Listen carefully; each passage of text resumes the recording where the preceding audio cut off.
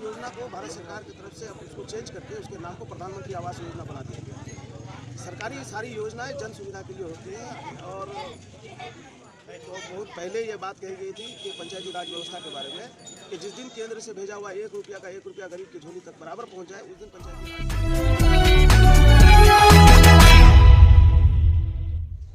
क्षेत्र संख्या 12 बारसोई प्रखंड के अंतर्गत बलतर पंचायत में हूँ। यहाँ के कई मुद्दे ऐसे हैं जो सुलगते हुए मुद्दे हैं। इन तमाम मुद्दों को काम न करके पिछले मुखिया ने यहाँ के लोगों को और उत्तेजना बढ़ा दिया है, जिसकी वजह से लोग कई किस्म की बातें कर रहे हैं। हम एक नए प्रत्याशी से मिलने जा रहे हैं जिनका नाम है जन्नती खातून।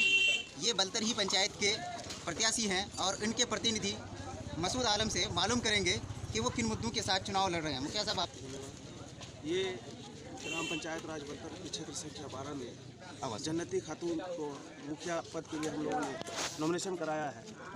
ये कहना सही नहीं होगा कि पिछले मुखिया ने क्षेत्र में विकास के लिए अनदेखी की है, लेकिन सरकारी तंत्र में कुछ ऐसी विधि व्यवस्था है जिसमें सुधार नहीं होने के कारण क्षेत्र में एक सा विकास, एक जैसा विकास हर जगह नहीं होता।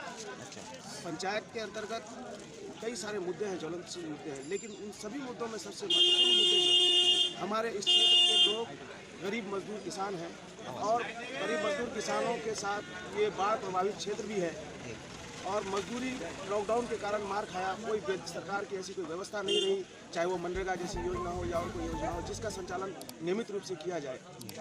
गांव में साफ सफाई की व्यवस्था पूरे पंचायत में कहीं नहीं है। किसानों के लिए जल निकासी की व्यवस्था कहीं नहीं है। आप अगर ग्रामीण महिलाओं की बात करें जहाँ पे उनको प्रसव के लिए जाना पड़ता है तो उसके लिए सरकारी व्यवस्था कुछ नहीं है, वो सारी नदारत है। तो इन सभी मुद्दों को पिछले 20 सालों से मैं देखता आ रहा हूँ और लगातार पब्लिक के साथ ज़मीनी स्तर पर जुड़ा हूँ। मैं पंचायत समिति का सदस्य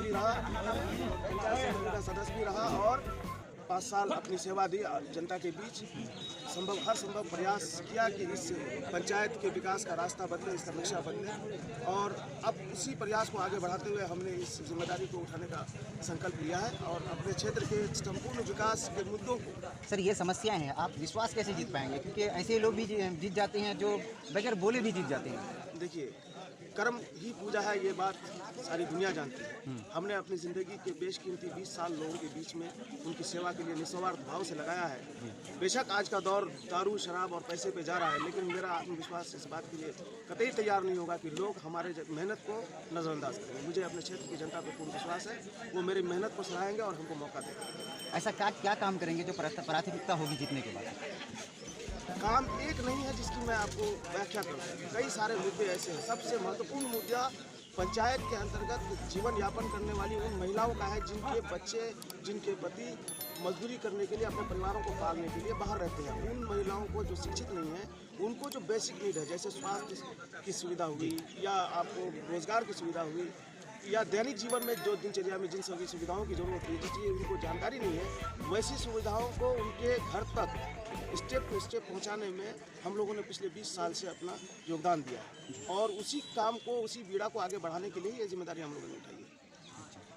अब दूसरा सवाल ये है मेरा कि आप ज़मीनी लेवल के नेता हैं, हर चीज़ देख रहे हैं।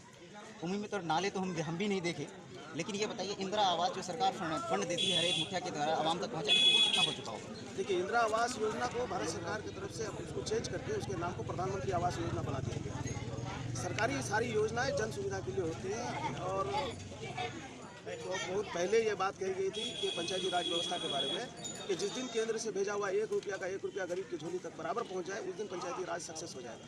लेकिन ये हमारा और हमारे लोगों का दुर्भाग्य है कि आज जो गरीबों को आवास की योजना का लाभ दिया जा रहा है, उस योजना में मनमाने ढंग से जो है बिचौलियों का राज है और 30,000, 35,000, 20,000 रुपया जो है वो लिया जा रहा है। यदि जनता मुझे मौका देगी तो मैं पूर्ण संकल्पित रूप से इस बात का वादा करता हूँ कि प्रधानमंत्री आवास योजना हो या जन कल्याणकारी गरीबों के लिए कोई सी भी योजना हो, 1 भी रुपया खर्च किए बगैर उनके द्वारा मनमाने ढंग से जो है बिचौलियों का राज है और 30,000, 35,000, 20,000 रुपया जो है वो लिया जा रहा है। यदि जनता मुझे मौका देगी तो मैं पूर्ण संकल्पित रूप से इस बात का वादा करता हूँ कि प्रधानमंत्री आवास योजना हो या जन कल्याणकारी गरीबों के लिए कोई सी भी योजना हो, 1 भी रुपया खर्च किए बगैर उनके द्वार तक वो लाभ पहुँचेगा। आप अपने आवाम से क्या अपील करेंगे? मैं अपने आवाम से हाथ जोड़ करके यही विनती करूंगा कि आप अपने मतदान बहुमूल्य मत का प्रयोग बहुत सोच समझ करके कीजिए। आज के डेट में बहुरूपीय लोगों की कमी नहीं है। कोई नोट का झोला और कोई दारू का चोला लेके आएगा, आप उससे बच के रहिए। वो आपके आने वाले पीढ़ी दर पीढ़ी को तबाह व बर्बाद करेगा। यदि आप कल अपना सुनहरा भविष्य देखना चाहते हैं, पंचायत में, क्षेत्र में, अपने समाज में अच्छे लोगों के अच्छे विचारधारा का जो संचालन करना चाहते हैं, तो आप अच्छे लोगों को चुनिए।